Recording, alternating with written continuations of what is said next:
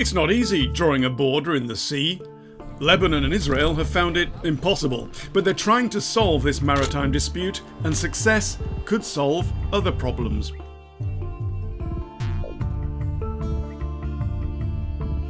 The issue concerns the sovereign economic zones off the coasts of both countries.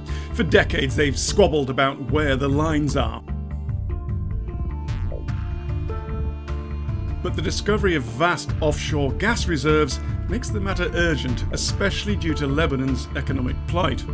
Without resolution, international energy companies are reluctant to explore for gas in the contested area. Hezbollah always tried to block negotiations with what it calls the enemy entity.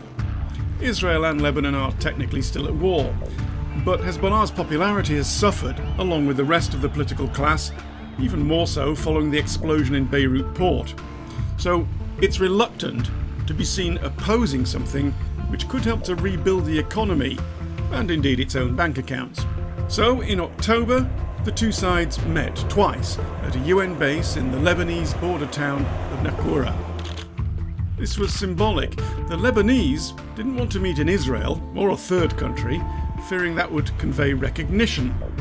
Also, President Michel Aoun has said that the maritime border should be based on the line that departs on land from the point of Ras Naqoura.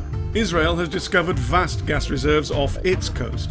For example, the Dalit, Tamar and Leviathan fields are already producing gas and providing enough for both domestic use and export. Lebanon has yet to find any proven reserves. The Israelis have one version of the sea border, but the trajectory of the line as described by President Aoun is very different, reflecting the different measuring methods used. The negotiations are to bridge this gap. The latest round of talks was called off in late November. Instead, the Americans are engaged in shuttle diplomacy between them to prepare the ground for when they do meet again. This is expected to happen, although the volatility of the region must always be considered. Israel frequently sends its jet fighters into Lebanese airspace, and recently Hezbollah flew another drone into Israel. But Lebanon can't afford a breakdown of talks. A gas discovery could save the economy and bring the country into the Eastern Mediterranean Gas Forum. That's an increasingly important group. It comprises Cyprus, Egypt, Greece, Israel, Palestine, and Jordan. Beirut doesn't want to fall behind as the region moves into a new economic environment. These aren't peace talks, but an agreement could bring a more friendly relationship, and if so, it would help draw another line, one possibly connecting to the sort of agreement seen recently between Israel and the UAE, Bahrain, Sudan and Morocco. That looks a way off.